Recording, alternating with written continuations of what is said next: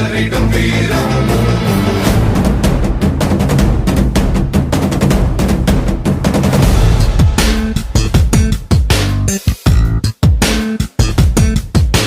ரதகஜ துரக பதானிகள் எதிர்ப்பினும் அனகளம் புரிந்திடும் வீரம்.